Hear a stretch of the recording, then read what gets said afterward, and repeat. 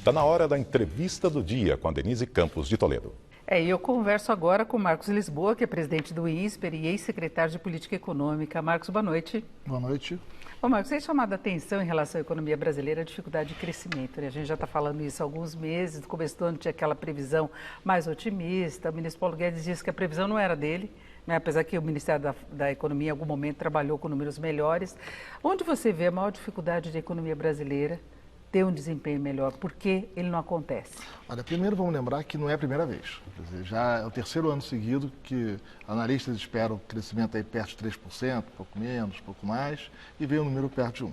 Né? E para piorar, esse tá ruim agora, está esse crescimento medíocre agora, já foi muito pior durante o governo Dilma, sobretudo nos últimos anos, né? Mas são décadas que o país cresce pouco. Então nós temos uma realidade, um país que cresce pouco há muito tempo, nós crescemos muito menos que os demais emergentes, né? Mesmo depois do fim da inflação, o Brasil tem tido um comportamento de crescimento medíocre, né? Obviamente isso se agravou enormemente no governo Dilma, foi uma tragédia, né? E agora temos um comportamento medíocre. Eu acho que para além dos problemas conjunturais, existe uma série de fatores estruturais que seguram o crescimento da economia. Nós podemos e devemos ter um fim de ano melhor. Todos os indicadores são que o fim de ano vai ser um pouco melhor, começo do ano que vem vai ser um pouco melhor. Mas se nós não enfrentarmos os problemas estruturais, essa recuperação temporária terá vida curta. Aí quando a gente fala no desempenho melhor, seria chegar à faixa dos 2%, um pouco mais do ano que vem. É uma tristeza o país celebrar 2%. Melhor, né? Se chegar a 2%, é uma tristeza, né? Isso mostra o nível de deterioração da nossa economia. Quer dizer, 2% virou motivo de celebração. Agora a gente ficou muito tempo na expectativa de reforma da Previdência, que está lá quase no fim, demorou.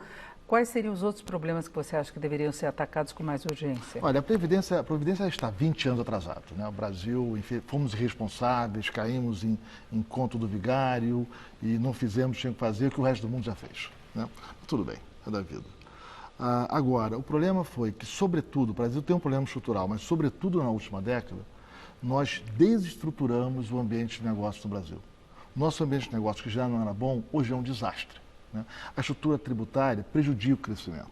A gente, quando pensa em tributo, pensa quanto que eu pago de imposto, né, se eu cobro muito imposto de consumo ou de renda. Mas a maneira como eu cobro imposto faz diferença para a economia crescer mais ou menos. A maneira como a regra do jogo é desenhada. Isso é um tema técnico que é importante, que o Brasil está atrasado. Né? Pega os investimentos em infraestrutura, a incapacidade do governo federal, dos governos estaduais, em organizar licitações para investimento em infraestrutura com previsibilidade. Concessionárias querendo devolver concessões, projetos que eram para custar 16 bilhões de reais, custando 30, que era para ter um tamanho pela metade, o fracasso dos investimentos da Petrobras, o fracasso da transposição do São Francisco, da Sete Brasil. Quer dizer, nós temos hoje um ambiente de negócios desestruturado e um governo incapaz de liderar uma agenda de investimentos públicos ou mesmo de licitações. Né?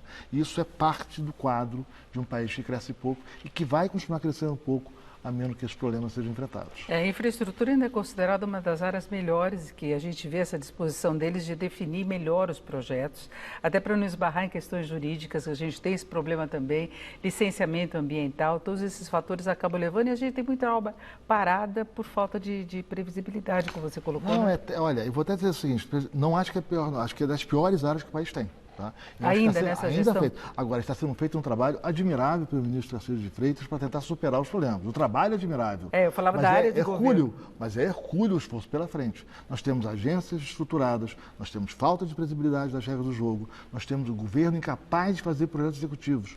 Dos projetos parados, e são muitos, quase a metade deles é por erro técnico de projeto. Né? Vários projetos estão parados por problemas no contratos que foram feitos. Só 10% dos projetos estão parados por falta de dinheiro e quem afirma isso é o TCU.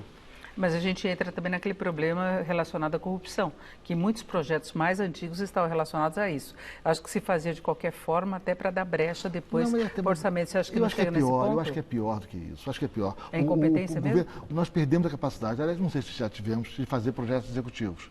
Então, o governo federal não consegue fazer um projeto executivo, um projeto detalhado do que vai ser feito. Com isso, ele não conseguir as licenças ambientais antes de fazer a licitação. Bom, o projeto é licenciado, então você sabia muito bem o que vai ser, qual vai ser o tamanho, quais serão as contrapartidas. Isso gera muita incerteza. Isso resultou em vários projetos que tiveram graves problemas, Jirau, Santo Antônio, Belo Monte, o Linhão, que a empresa quer devolver, as concessões de aeroporto que as empresas querem devolver. Então, é uma sequência de projetos fracassados, né? Mas, de novo, isso é só parte do problema. O ambiente tributário brasileiro é disfuncional. De novo, não é uma questão da carga tributária. Nosso sistema ele é complexo, ele é confuso, ele distorce as decisões de investimento. Isso leva ao que os economistas chamam de má alocação de capital. Nós investimos nas áreas que não fazemos bem, nós desperdiçamos recursos fazendo mal atividades e deixamos de fazer o que a gente podia fazer bem. Comércio exterior, a mesma coisa, as regras de conteúdo nacional. Tem uma extensa agenda para permitir que essa economia volte a crescer com ganhos de produtividade de forma saudável. Agora, Marcos, nós temos várias propostas de reforma tributária em discussão. Na Câmara, no Senado, o governo já esboçou mais ou menos o que ele queria, vai ter que deixar de lado CPMF, pelo menos em princípio é isso. Os governadores querem aderir à inclusão do CPMF, do ICMS, num único tributo, né, ou 2 tributos. Você acha que alguma dessas propostas pode vingar e trazer mudanças importantes? Mas vamos separar os problemas. A gente fica na expectativa que vai ter uma grande reforma que resolveu. Esse foi o grave equívoco com a Previdência. A Previdência é urgente, ela é necessária. Ela não vai resolver os problemas todos. Ela faz parar de piorar o quadro do país. Né? Fica um pouco essa ilusão de vereador, né? Que é, olha, vai fazer aqui, o país vai dormir Brasil e vai acordar neozelandês. Né? Não vai. Né? Primeiro, qualquer dessas reformas, né? Primeiro tem uma boa proposta na Câmara. Uma proposta muito boa. É uma proposta para ser implementada daqui a 12 anos, plenamente. Com efeitos sensíveis daqui a 4, 6 anos. Agora, o ponto de chegada dessa reforma é o Brasil passar a ter um sistema tributário normal, que é o que o resto do mundo tem. Tem imposto sobre a renda, tem imposto sobre o consumo, com uma alíquota única por todos os setores. Qualquer bem, vou consumir remédio, hospital, médico, escola, papel, jornal, sempre a mesma alíquota. É tão simples quanto isso. Né? E aí tem um mecanismo de arrecadar tributos. Agora, você pode tentar fazer isso com uma grande reforma legal, uma transição, esse é o mérito da proposta na Câmara, construir uma transição para isso, que vai ser difícil e longo. Ou você pode já ir avançando com medidas infraconstitucionais. Também não precisa fazer, porque as pessoas ficam ansiosas, ficam nervosas, não entendem. Eu vejo que muitos líderes empresariais não entendem o que é essa reforma tributária, ficam assustados. Tem medo até da elevação de alíquota em alguns setores, não sabe né? o que é, ficam confusos, não entendem que isso é imposto sobre o consumo, não é imposto sobre a produção, enfim. Talvez seja de bom tom, e já poderia ter feito isso. Quer dizer, o Ministério da Economia liderar uma agenda de mudanças constitucionais, mexe nas normas, algumas mudanças legais, acerta a base tributária, sai, usando alguns termos talvez mais técnicos, mas sai do crédito produtivo para o crédito financeiro, já resolve muito contencioso, acerta PIS/COFINS. Em paralelo, vai construindo soluções para regiões que dependem do benefício tributário, como a Zona Franca de Manaus. Nós não podemos esquecer a Zona Franca. Que solução será dada à Zona Franca? Né? Enfim, eu acho que pode-se construindo uma agenda cuidadosa, paulatina, com medidas enquanto se espera. E mais tarde vai ser mais simples fazer uma reforma mais profunda.